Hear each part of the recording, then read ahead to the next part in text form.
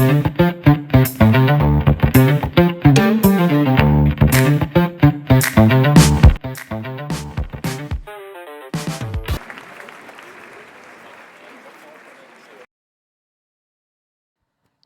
before I start my talk, there's a general question that I want to ask everybody who's sitting here.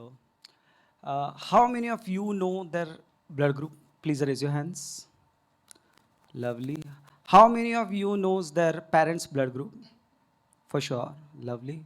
How many of you knows where blood get created in human body? 1, 2, 3, 4, 5, 7, 8, 9, 10, 11. Okay, any guess? Those who know, can you please cooperate? Those who don't know, any guess where the blood get creates in body? Kidneys, heart, liver, where? Red blood cells. Okay, In the I'll come to spleen? that. So, spleen? No. Good guess. Closer, you are closer. Next to that organ. Okay, good. Here it is. My name is Veeshwajeet Kashid, the 6 feet tall man you see on the stage.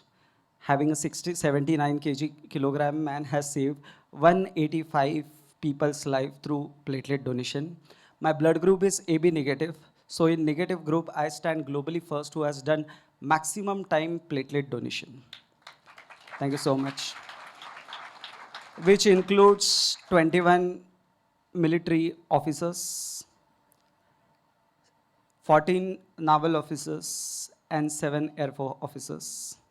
71 kids who are going through a cancer, remaining mothers, fathers, husband of someone, wife of someone, and the only alive person on this planet who has done granulocyte donations for 12 times.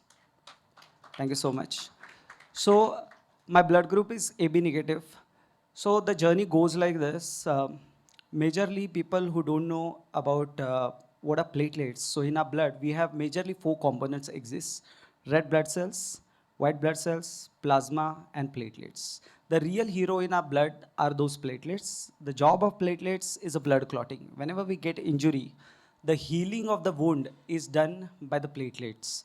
Right now, you all are sitting in this hall, bending your knees. Majorly, the bleeding is happening in your human body during around this knees area. Your entire the attention of your brain is 95%, or say approximately 85% your brain is towards this conversation, and 10% your attention of your brain is on this bleeding which is happening around your knees. The role of platelets is blood clotting. So my journey goes like this. At the age of 18, I started donating my platelets. And earlier few years during my engineering days, earlier days, going to platelet donation was just a sheer ego-based process because I used to get a lot of pampering from my teachers, excuses from my practical works, laboratory works, and I used to get award trophies. And that was the initial first couple of years I had that intention. As I move slowly progress in my journey, I remember the day which has transformed me as a human being. I remember it was around August or September, one fine day or like one day at midnight, I got a call from a blood bank that platelets are required. Will you please come for the donation purpose? So to add to your knowledge, RBCs, red blood cells, we give group to group. Plasma, we give group to group. But the platelets we can transfuse to any group. There is no condition to match blood group for that. Any group to any group you can transfuse. I got a call midnight at around 12 that platelets are required. Will you please drive down to blood bank because it's emergency case. I remember it was showering, it was heavily raining. I drove myself to the blood bank, and as soon as I did my formalities and initial testing, I went for the donation purpose, and my process of platelet donation started. And I remember there was this lady sitting in the corner, totally wet in a rain, and she was carrying a 100 rupees note in her hand and sitting in the corner. And I was just observing her. She was a little bit restless and all. So I asked the technician, who's the lady? And it's almost 1 o'clock in the, like, it's a late night. Who's she? So this technician informed me she's the lady whose son is going through a dengue case, and his platelet count has dropped down to 5,000, and it's an extremely emergency case. I remember once my process has done, I went to her and I asked, like, can I help you? Can I drop you to the hospital? So I remember taking her to the hospital. By the time we reached, and by the time my transfused platelets that we were carrying, and when the doctor started the transfusion process, I remember it was already too late, and unfortunately, we lost the child. Guys, seeing a mother passing in front of child can be a natural process, can be an acceptable thing. But it was the first time in my life I saw child passing in the lap of a mother. And that shook me as a human being to my core. I remember that has completely changed my perspective towards seeing the life. First time in my life, I felt like a jolt of thunder pass through my spine. I still remember that was the day I felt so pity about myself. I felt so ashamed being a human that thousands of questions started running in my mind. Who is at the fault? Is it a technicians? Is it a blood banks? It is a donors like me, or it is an ecosystem? Who's at the fault? Why we lost the life? I remember very that night I decided to work for this cause. From the next morning, I remember started calling from all my contacts, social contacts from Jammu Kashmir to Kanyakumari, asking them, is anybody working for platelet donation cause? And to my surprise, nobody in the country was working on platelet donation. Everybody was working on a blood donation drives, blood donation campaignings, and trust me, these guys are doing absolutely amazing work. But nobody was paying attention, especially on these platelets, because this is the component which is highly, highly required when you treat the patients. So I decided to start to work on this. Being an engineer, as majority of the crowd sitting over here, we've been taught to see the problem with different perspective. First thing I did was I started my research. I started traveling north to south, east to west, different parts of the country, and finding out what is the problem. And I found out some research which I would like to share with you. Okay. So this is a basic fundamental research. Every year worldwide, 1 crore 70 lakh people get diagnosed with the cancer annually. In India, if you can see on the screen, per day, it's surprising, but per day, 3,500 people get diagnosed with the cancer. So if we put simple mathematics, every 1 second, someone in the world needs a platelets. That's the mathematical simple calculation came after doing a research. So as being an engineer, we've been trained to do everything as technically nicely as possible. So I remember these are the problem statement I found out in my research, that even though there is a huge requirement for the platelets, but two problem statements. Number one is insufficient pool of voluntary platelet donors. So can you please read that word voluntary? Voluntary means we call in Hindi Swayam Prerna. There are donors who exist. Majorly we push people by emotional trigger, like he's a family friend or something, we go and emotionally trigger them. But in India, we lack voluntary donors, though it's a blood donors or platelets, who actually go with Swayam Prerna or voluntary act selflessly and donate the platelets. So that was a problem that I found out. And second, lack of motivation for repetitive donation. Like majority of the people, how many of you have donated the blood here? Please raise your hands. Lovely. How many of you have donated the blood more than 10 times? 2, 3. How many of you have done more than 20 times in their lifespan? That's the problem. We have hardly a 2 or 3 in this crowd. So first thing, I remember, before going to, can you take back this? Okay. So the first thing I did was, I remember I traveled across Europe and US to study what is blood. Being an engineer, we've been taught that whatever we do, technically, it has to be as precise as possible. So first thing I did in my life is that I was working at that time. I left my job for 1 year and decided to take this initiative as seriously as possible. And I went to States to study about hematology. Hematology is a branch of medical sciences which studies the blood. I remember talking with various people, and then I realized that if I am going to encourage, inspire somebody to talk about, to donate their platelets or blood, technically I should be confident enough about every part of this hematology or blood. So first thing I did was I spoke in India to various people about can they teach me about hematology, but unfortunately in our education system, we are, being an engineer, I do not have or we do not have a pleasure to learn about medical sciences. So I remember I flew down to US and Europe and I started studying about hematology for 1 year. And trust me guys, I became master of all as much as I can possibly become a master of this platelets component. And then I came with those research back to India after a year. And when I started observing over here in India, I was surprised and I was shocked. I realized that learning, teaching, getting education over there, coming here is not going to work. So I started observing the different blood donation drives, hospital activities, NGOs activities. To be honest, all these NGOs, all these hospitals, they are doing their as, whatever best they can pull to bring the donors for the donation purpose. They're doing their best.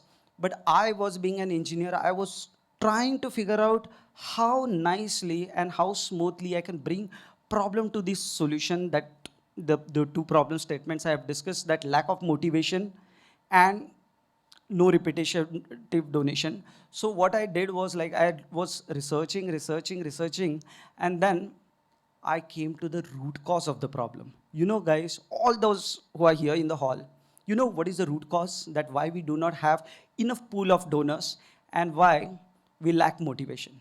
The simple question that I'm going to ask you, please raise your hands if anybody knows the answer. Suppose in case any of your person in your life around you requires a blood or platelets, and if you'll go to the blood bank, and if you take that blood, how will you identify whether the blood is expired or not? How many of you knows? Please raise your hands. Suppose blood is required or platelets are required. You go to the blood bank and they issue you a bag of blood or platelets. How will you identify whether it's expired or not? Okay. This is the problem.